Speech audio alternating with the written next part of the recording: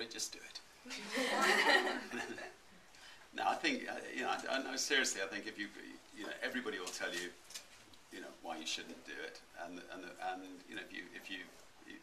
if you really feel you've got something special, just give it a go, and then if you fall flat on your face, pick yourself up, do it again until you succeed. Cool.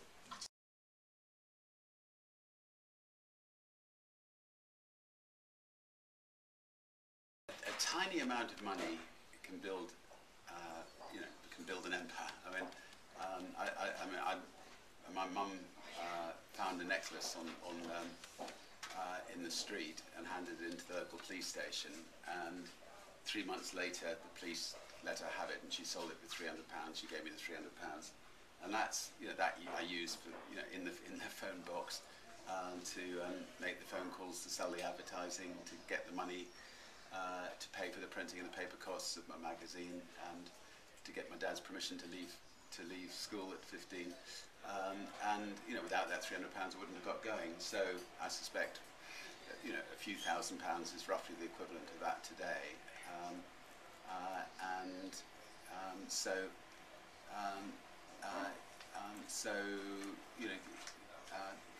I think I think there are businesses you can start without funding. I mean, because I started my own business without funding, I kept 100% of the shares. So we've managed to keep our independence all these years,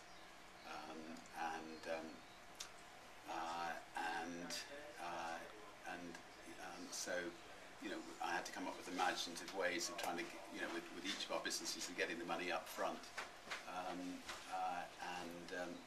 to sort of self-cash flow the businesses, and I think if you think hard about it, there are sometimes ways of getting the money up front, so you can self-fund a business.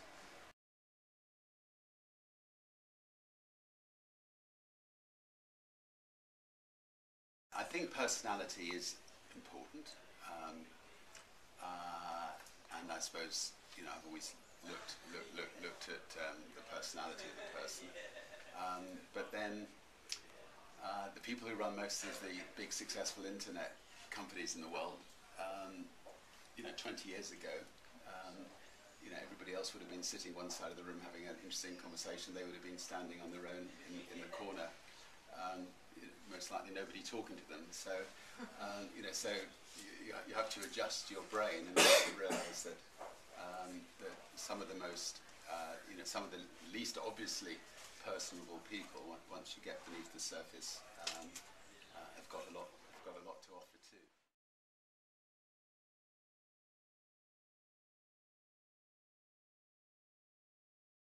I think there's a big value in being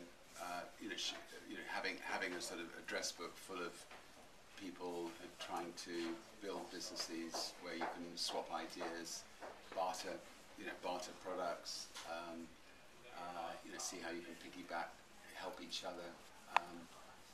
It's something I didn't have when I started, and would love to have had a mentor or someone to sort of held my hand, and I just think it gives people that much better a chance of getting established. I mean, I think 8 or 9 out of 10 new businesses fail. So if one can just increase those odds by 10%, that would be brilliant.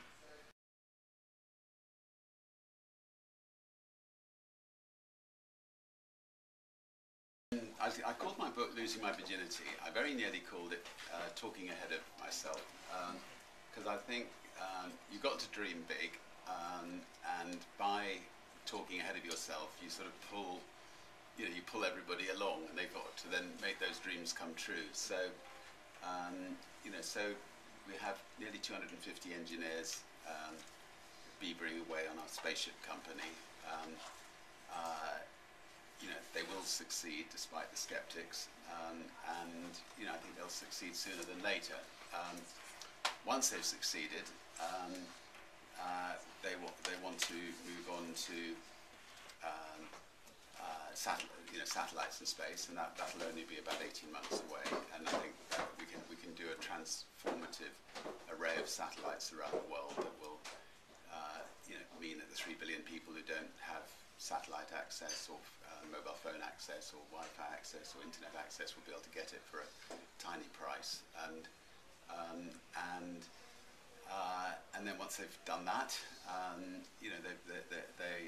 we built our spaceship to look like a aeroplane, and with the idea of doing point-to-point travel, and ideally going orbitally and not suborbitally. And if you go orbitally, you're traveling at 18,500 miles an hour. So, and if you're going at 18,500 miles an hour, it means you can get anywhere in the world in less than an hour from anywhere in the world.